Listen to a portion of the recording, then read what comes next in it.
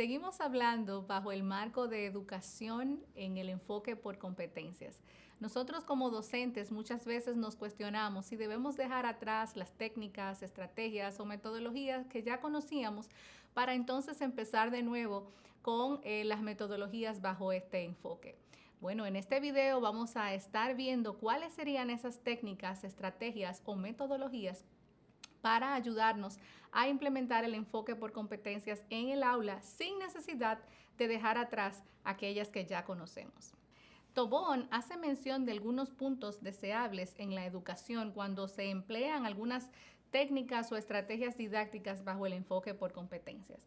Algunas de estas son el desarrollo del pensamiento crítico y creativo y el fomento de la responsabilidad, es decir, dar mayor apertura y mayor participación a los estudiantes dentro de su aprendizaje y dentro de su formación. De acuerdo con Tobón, se nos dice que algunos puntos deseables para la educación bajo el marco de enfoque por competencias es entender que los estudiantes necesitan desarrollar el pensamiento crítico y creativo. Otro elemento importante es fomentar en ellos la responsabilidad frente a su formación y frente a su aprendizaje. Este autor también menciona que es necesario que como docentes podamos capacitar a nuestros estudiantes para que aprendan a organizar, a crear, a buscar y a planificar pues la información que deseen. También es necesario que ellos puedan participar de actividades bajo el aprendizaje cooperativo y que puedan en equipos con una distribución juiciosa de tareas tener apoyo entre ellos y complementarse. Tobón plantea que también la autorreflexión es clave, la metacognición sobre el aprendizaje en torno al qué estamos aprendiendo, por qué lo estamos aprendiendo, para qué lo estamos aprendiendo, cómo, dónde, cuándo y con qué es vital. Así que a continuación vamos a iniciar con algunas estrategias que nos ayudarán a lograr estos elementos puntuales en nuestros estudiantes. Lo primero es que es importante distinguir entre tres asuntos. Un asunto es la estrategia didáctica, que está referida a las tareas y actividades que el docente pone en marcha de una manera sistemática para lograr ciertos objetivos de aprendizaje en sus estudiantes. Igualmente, las estrategias de enseñanza son una serie de procedimientos que emplea el docente para hacer posible el aprendizaje de sus alumnos. Estas estrategias también están siendo conocidas como estrategias instruccionales o estrategias didácticas. Y por último, entonces están las estrategias de aprendizaje. Estas estrategias de aprendizaje son nada más y nada menos que los procedimientos que predominantemente el alumno utiliza o aplica para aprender y son procedimientos mentales. Así que en este video vamos a estar viendo un conjunto de estrategias didácticas que están referidas precisamente a la sistematización de ideas y de información. La primera estrategia que vamos a estar viendo es el ensayo. ¿Por qué el ensayo es importante y cuáles serían los elementos claves a tomar en cuenta a la hora de planificarlo como una actividad de aprendizaje que nos ayude a enseñar a nuestros estudiantes a organizar y a planificar la búsqueda de información? Pero específicamente podemos decir que un ensayo es un escrito en el cual un autor, en este caso nuestros estudiantes, pues desarrollan sus ideas sin necesidad de mostrar todo el aparato erudito. Es importante entender que podemos usarlo en nuestra docencia cuando entendemos que nuestro alumno necesita revisar una serie de informaciones, específicamente dentro de una unidad temática. Es importante que el alumno pueda centrarse en un único objeto de estudio, es decir, un problema, un autor, un concepto, un grupo de conceptos, procesos, ámbitos, pero sí todos centrados dentro de una unidad temática. Es necesario que nuestro alumno en el ensayo pueda presentar una unidad argumentativa, es decir, ofrecer un conjunto de pruebas relevantes que refuten o que apoyen la posición de la tesis que él está tratando de presentar. Y si nos preguntamos cuál es la intención o qué esperamos alcanzar con la estrategia del ensayo, pues básicamente lo que se busca es generar un conocimiento aproximado a las diferentes áreas del conocimiento y abordar una problemática de manera creativa y enfrentarse a distintas perspectivas. ¿Qué beneficios pudiera ofrecer el uso del ensayo dentro de nuestra docencia? Bueno, generalmente la agilidad por su sencillez de producción, la capacidad de comunicar las ideas, la tesis y la argumentación de manera directa, la brevedad. Generalmente los ensayos son breves y esto nos ayudaría a publicarlos con una mayor facilidad y tener obviamente a raíz de esto un mayor número de lectores. Es importante que nosotros podamos trabajar los ensayos de carácter persuasivo para impulsar las ideas y convencer ciertas posiciones con respecto a los hechos. Es importante trabajar esto bajo el marco de educación por competencias. Es necesario entender que todo ensayo lleva una estructura interna y esta estructura pues va a traer cierta coherencia en todo el escrito. Hay una apertura o introducción, como bien sabemos, un desarrollo, un cierre, un desenlace y una conclusión. Obviamente, los ensayos de nuestros estudiantes deben incluir las referencias citadas y obviamente tener un título, especialmente un título creativo que venga de la mente de nuestros estudiantes y que refleje lo que está en el escrito. Veamos ahora cuáles son los elementos esenciales y las características de cada una de estas partes del ensayo que nosotros como docentes, antes de exigirlo, debemos hacer un esfuerzo por enseñar a nuestros estudiantes qué elementos van dentro de cada una de estas partes, cuáles son sus características y hasta sus criterios de evaluación. Bien, continuamos entonces con el desglose de cada una de las partes que deben estar dentro del ensayo y obviamente las características de cada una de estas. Lo primero es una apertura o introducción, la cual describa la presentación del tema, justifique su importancia, explique el por qué es importante y que mencione otros posibles elementos o características relacionados a el tema. La segunda parte es el desarrollo y en esta parte es importante desdoblar el argumento del ensayo, es decir, enumerar, presentar el grupo de razones que justifican la tesis principal. En esta parte los argumentos deben estar estructurados en base, ¿verdad?, a argumentos secundarios para aclarar, apoyar, justificar o ampliar los argumentos controversiales que no son tan obvios y obviamente dando sustento al argumento principal. Es necesario que nosotros a la hora de evaluar o calificar un ensayo podamos entender que este debe ir acompañado de una herramienta de evaluación. De hecho, una de las herramientas de evaluación que se sugiere para trabajar el ensayo es la lista de cotejo. Aunque pudiera utilizarse también la rúbrica, es necesario que los criterios de evaluación estén claros. Una muy buena práctica es que siempre, a pesar de que sea un ensayo o cualquier otra actividad, nosotros tomemos el tiempo de presentar antes el instrumento de evaluación que vamos a utilizar a nuestros estudiantes. Es decir, si yo voy a poner una producción de ensayo a mis estudiantes, necesito sentarme con ellos, tomar el tiempo de discutir y de ir paso por paso a mostrar los criterios que están colocados en la lista de cotejo, en este caso, o eventualmente si es una rúbrica, tomarme el tiempo para explicar la rúbrica y asegurarme que ellos comprendan lo que está contenido en el instrumento de evaluación. Ahora vamos a continuar con una segunda estrategia. Este es el resumen y vamos a ver los elementos característicos del resumen y cómo podemos trabajarlo con nuestros estudiantes y cuándo podemos hacer uso de este.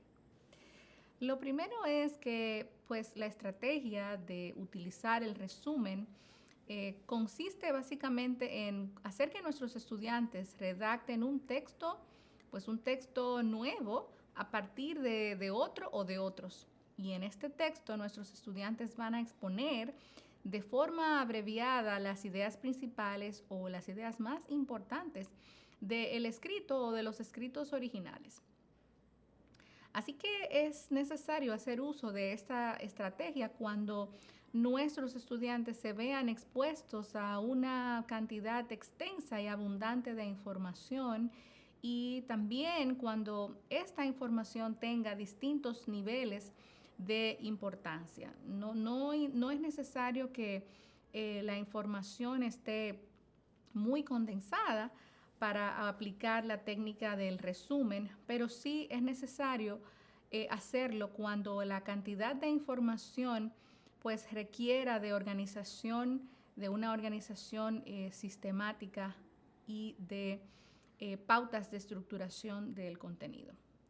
Así que hacemos que nuestros estudiantes elaboren un resumen cuando están expuestos a una cantidad pues abrumadora de información y que ellos puedan tomarse el tiempo para organizar, extrayendo de los textos originales pues las ideas principales y condensándolas en un escrito. La estrategia del resumen podemos usarla antes de la instrucción para preparar a los estudiantes en torno a un tema o también podemos usarla al final de la instrucción, al final de una unidad, al final de una temática para ver hasta cierto punto qué tanto hemos recogido, qué tanto los estudiantes se han visto expuestos a la temática. Es necesario comprender que la redacción de cualquier resumen implica dos procesos. El primer proceso es la lectura y la comprensión de los textos originales. Y pues el segundo proceso implica la reelaboración de un nuevo texto a partir de las ideas principales extraídas de los textos originales. Así que vamos a ver, según Maqueo, los 4 pasos esenciales para la elaboración de un ensayo. El primero de estos es leer con atención el texto. Es necesario asegurarnos que nuestros estudiantes comprendan lo que están leyendo y el por qué están leyendo. En muchas ocasiones es importante referirlos al uso de diccionarios para comprender las palabras que son pues desconocidas o nuevas en el texto. El segundo paso consiste en separar la información en bloques de ideas. Es decir, hay que hacer un esfuerzo para que nuestros estudiantes identifiquen las ideas principales y pues obviamente separarlas de aquellas que explican, amplifican o ejemplifican la idea esencial, es decir, las ideas secundarias. El tercer paso es subrayar las ideas principales, identificar estas ideas y entonces destacar aquellas que son esenciales. Y por último, el cuarto paso implica redactar el resumen enlazando las ideas principales con los nexos o con los conectores correspondientes. Para esto, podemos hacer que nuestros estudiantes piensen en algunas preguntas de utilidad y estas preguntas pueden aplicarse a cualquier tema. Algunas de estas son: ¿cuáles características tiene esto que he leído? ¿Qué es lo que he leído? ¿Quién realiza lo que he estado leyendo? ¿Cuáles son las causas dentro de este texto que he leído? ¿Menciona este texto alguna consecuencia? ¿Cuándo sucede esta temática dentro de este texto que he leído? Y específicamente, ¿cuál es la esencia o la idea principal de esto que he estado leyendo? La tercera estrategia que vamos a estar viendo pues es el artículo. el uso del artículo en el aula es esencial cuando queremos que nuestros estudiantes se vean expuestos a pues el estado del arte sobre una cuestión, cuando necesitamos que ellos revisen distintas investigaciones, cuando queremos que ellos pues conozcan cuál es el estado actual de algún tema o de alguna perspectiva. Así que el artículo es una estrategia clave para atraer y trabajar dentro de nuestras clases. Recordemos que los artículos generalmente se dividen en empíricos, teóricos, metodológicos, de revisión, y pues reflejan el interés de sus autores por básicamente socializar los resultados de una investigación que ya ha sido realizada. También presentan un planteamiento teórico o metodológico y mayormente hacen una revisión del estado del arte o del estado de algún tema en específico. ¿Qué es lo que se ha escrito acerca de este tema de manera específica en los últimos años? Así que como docentes hacemos uso de esta estrategia cuando buscamos organizar y comunicar la información sobre resultados de las investigaciones. Es decir, cuando queremos que nuestros estudiantes se presenten y se preparen con ideas claves, que se preparen quizás para un debate un poco más formal, más conciso, más claro y más fidedigno, presentando pues el estado en que se encuentra dicho tema. Hay una serie de pasos o de patrones fundamentales para trabajar en la redacción de un artículo de investigación. Y estos pasos son básicamente una preparación, la planificación del escrito y obviamente la revisión. En la fase de preparación nosotros vamos a ver que hay una búsqueda de información, hay una recopilación del material, de pues, las distintas fuentes que se han buscado para sustentar el tema en específico. En la fase de planificación necesitamos, más que organizar la información, es poder presentarla de manera clara, escribiendo, ¿verdad?, las copias que fuesen necesarias bajo los formatos establecidos. Y por último, entonces vamos a organizar o a estructurar el artículo. Obviamente aquí ya sería dar los toques finales mencionando pues el título, cuáles han sido los autores o las referencias que han participado dentro de su redacción, identificar las palabras clave y además colocar un resumen en español de este artículo o un summary como se menciona en el idioma inglés, que es el mismo resumen traducido a este idioma. Generalmente los artículos deben tener básicamente, voy de nuevo. Generalmente los artículos deben tener 4 capítulos esenciales. Un primer capítulo llamado Introducción, donde específicamente se hace un abordaje del problema de investigación. Hay unos materiales y métodos donde aquí se describe toda la batería metodológica, es decir, el cómo fue realizado esta investigación, cómo a su vez se llevó a cabo dicha investigación. Y en esta sección es importante mencionar los participantes. Los participantes, es decir, los sujetos que fueron parte de la investigación, el tamaño de la muestra, la población y cuáles criterios en algún momento se utilizaron para la selección de estos participantes. Otro elemento que se coloca dentro de los materiales y métodos pues son los instrumentos, es decir, todas las herramientas que se utilizaron para recoger la información. La segunda parte tiene que ver con los materiales y métodos. En esta parte se van a describir todos los aspectos metodológicos, es decir, cómo se llevó a cabo dicha investigación. En este capítulo, que es el segundo, vamos a incluir los participantes, es decir, los sujetos que se utilizaron para el estudio, el tamaño de la muestra, la población y los criterios de selección de estos participantes. También se van a mencionar los instrumentos que se utilizaron, es decir, las herramientas o las técnicas que fueron utilizadas para la recogida de información. Dentro de los materiales y métodos también podemos encontrar los procedimientos. Aquí es necesario explicar el cómo se llevó a cabo la investigación paso por paso y dar detalles. Otro elemento o sección dentro de un artículo es la sección de resultados y de discusión. Aquí básicamente vamos a hacer una presentación de los resultados que hemos recolectado. Generalmente hay una presentación de estos datos a raíz de la estadística descriptiva, sí, la investigación ha sido de corte cuantitativo. Y también es necesario en esta parte pues presentar la información a través de tablas, de figuras, es decir, organizarla de una manera visual para que el lector pueda comprender mejor dichos resultados. Finalmente, la discusión, donde ya hay una interpretación mayor de pues las hipótesis que se han considerado y una revisión amplia de lo que han dicho los autores a raíz del tema.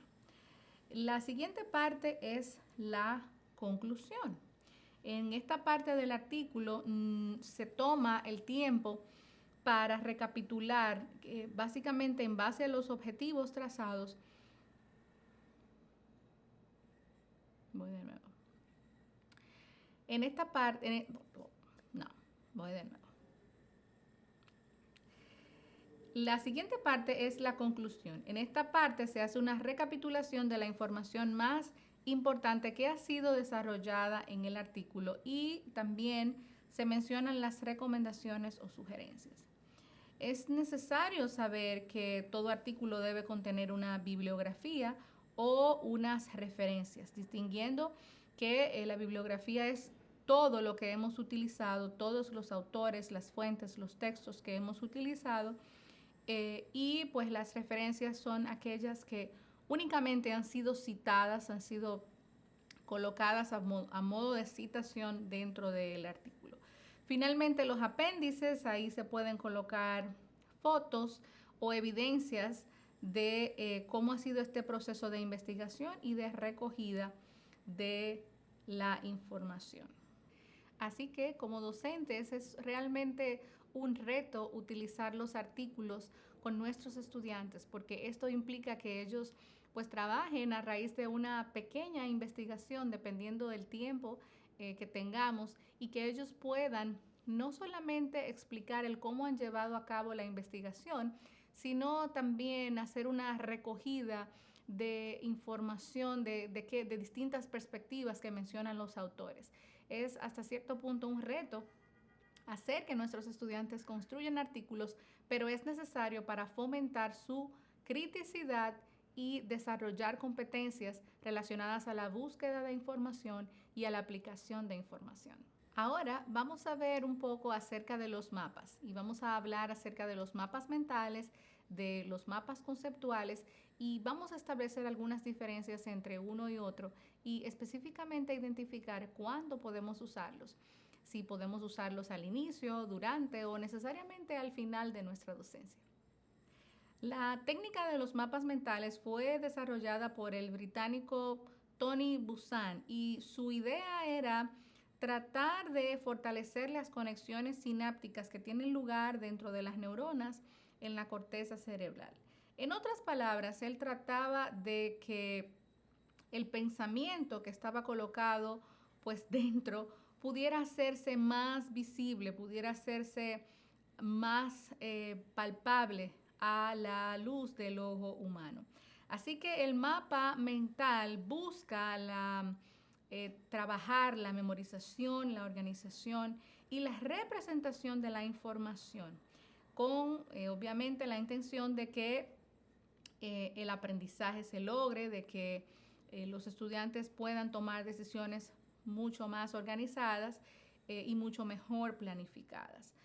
Y es esencial entender que el mapa mental es distinto, es muy diferente a otras técnicas de organización o de ordenamiento de la información, ya que en este vamos a utilizar únicamente nuestras ideas originales y propias, traduciendo, ¿verdad? Eso que está en nuestra sinapsis, eso que está en nuestras neuronas, sacándolo a la luz, colocándolo de manera concreta, haciendo que este pensamiento se haga un poco más visible.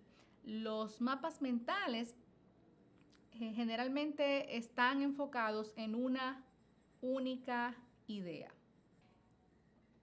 Y realmente estos mapas se utilizan o deben utilizarse en el aula cuando deseamos poner alguna temática en perspectiva o analizar ciertas relaciones o ya sea, ¿verdad?, priorizar una temática central.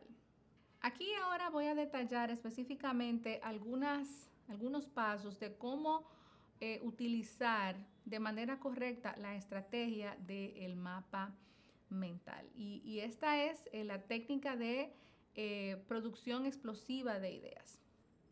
Lo primero es que debemos comenzar por dibujar una imagen central que sea estimulante para los estudiantes. Esta imagen debe estar ubicada en el centro de una gran página en blanco y a raíz de esta pues deben irradiar o salir otras ideas que vayan surgiendo al pensar en este tema. El segundo paso toma unos 15 minutos y en este es importante dejar que las ideas fluyan. Y estas ideas deben fluir con la mayor fluidez posible en el marco de estos 15 minutos. De esta forma, podemos hacer que el cerebro, ¿verdad?, libere un poco esas ideas y esos pensamientos y que a su vez se vayan estimulando otras ideas, nuevas ideas que pudieran surgir. Es importante respetar a la hora de utilizar la técnica del mapa mental que cualquier idea es necesaria. Aún aquellas ideas que parezcan absurdas, es necesario respetarlas. Bien. El tercer paso es, luego de estos 15 minutos, hacer una breve pausa. Hacer que el cerebro descanse y que nuestros estudiantes empiecen a, pues, tratar de integrar de mejor forma todas esas ideas que se han generado en esta primera parte o borrador, porque hasta aquí hemos hecho, ¿verdad?, un gran borrador de ideas absurdas que posiblemente parecerían algunas, y ahora la labor es comenzar a unirlas o a integrarlas.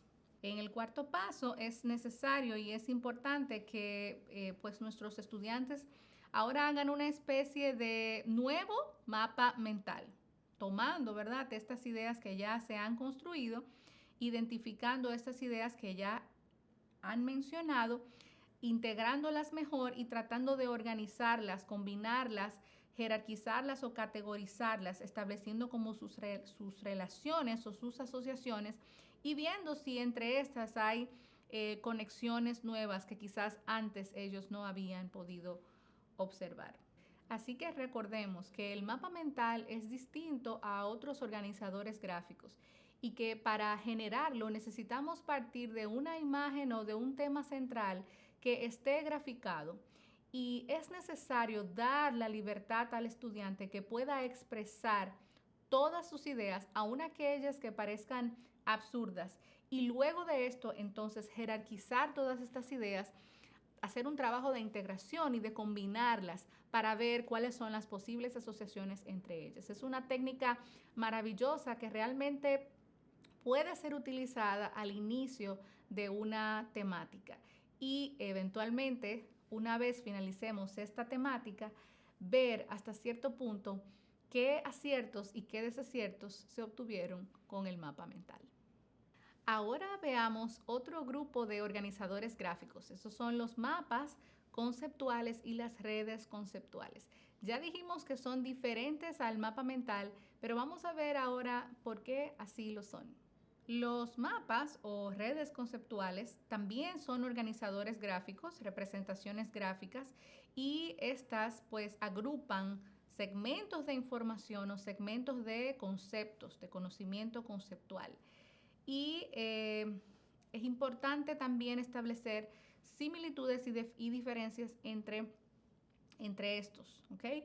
El mapa conceptual podemos decir que es una estructura donde la información se organiza, pero la información se organiza de manera jerarquizada, es decir, hay unos niveles de generalidad o de inclusividad dentro de los conceptos. En estos mapas, pues los conceptos están colocados, hay uso de proposiciones y de palabras de enlace, a diferencia de otras redes, ¿verdad? A diferencia de otros mapas. La técnica de los mapas conceptuales es vital utilizarla cuando queremos hacer una activación de los conocimientos previos y cuando queremos determinar hasta qué punto, hasta qué nivel se ha comprendido los conceptos que hemos estado estudiando y que hemos estado revisando. También podemos utilizarla cuando queremos articular los temas que ya hemos visto para hacer conexiones entre un tema y otro. Aquí podemos observar un ejemplo de pues un mapa conceptual.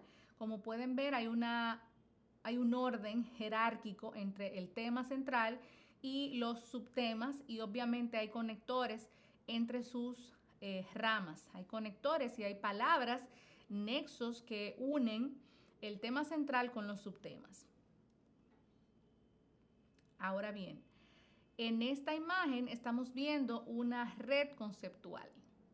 Y la diferencia es que aquí no hay una relación colocada de manera jerárquica. Sí hay conceptos, sí hay palabras, hay proposiciones que unen un concepto con otro, igual que el anterior. Pero los conceptos no están organizados de manera jerárquica. Entonces, enfatizando la diferencia entre lo que es un mapa conceptual y una red conceptual. Vimos que en el mapa conceptual hay unos temas que ya están dados, sobre todo un tema central, y que de este pues se derivan otros subtemas. Y esta relación viene dada de manera jerárquica, es decir, de un tema principal se desprenden otros y asimismo la información se va organizando y se va colocando de manera gráfica en jerarquía. Sin embargo, en las redes conceptuales, los temas están dados, posiblemente hay un tema principal y hay subtemas, pero todos a su vez están relacionados sin necesidad de que esta relación sea de manera jerárquica. En ambos, tanto en el mapa como en la red, se utilizan palabras o conectores que unan los conceptos que están dados dentro de unos nodos o dentro de algunas figuras geométricas. De igual forma, tanto los mapas como las redes pueden ser utilizadas en la docencia al inicio de una temática como una actividad para explorar o para activar los saberes previos y también puede ser una actividad de evaluación hasta cierto punto sumativa, es decir, al final de una unidad o de una temática para evaluar qué tanto los estudiantes comprendieron y cómo están organizando las relaciones entre los subtemas y temas de dicha unidad. Bien, ahora veamos cuáles serían estos pasos para nosotros ayudar a nuestros estudiantes a construir un mapa o una red conceptual. Esta actividad, si se hace de manera colaborativa, es decir, nosotros junto a nuestros estudiantes, se hará de forma caótica, ya que recordemos que la estrategia de los mapas tiene la finalidad de extraer o de hacer el pensamiento visible. Y el pensamiento de cada uno de nosotros es totalmente distinto. Así que intentar hacer de manera grupal una sola red o un solo mapa conceptual sería muy caótico dentro del aula. Así que la sugerencia es hacer que cada uno de nuestros estudiantes pueda ser productor de su propio mapa o red conceptual. El primer paso para que elaboremos esto es pues hacer una lista o un inventario de los conceptos involucrados. El segundo paso es clasificar por niveles de abstracción o de inclusividad dependiendo del tipo de relación que exista entre los conceptos. El tercer paso es identificar cuál es el concepto nuclear o el concepto clave y hasta cierto punto este es el concepto de mayor inclusividad que puede existir, es decir, el concepto más abarcador, y este generalmente se ubica en la parte superior del mapa y muchas veces es destacado con un color distinto, con un color especial, puede destacarse. A raíz de esto, a partir de esta clasificación de los conceptos, tomando en cuenta si son abstractos o si son inclusivos o tomando en cuenta las relaciones que existen entre estos, se hace un intento de construir el primer mapa conceptual y es necesario recordar que los mapas, cuando estamos hablando de los mapas, tienen que estar organizados jerárquicamente de acuerdo a los niveles de inclusividad y que debe haber una relación estrecha entre uno y otro.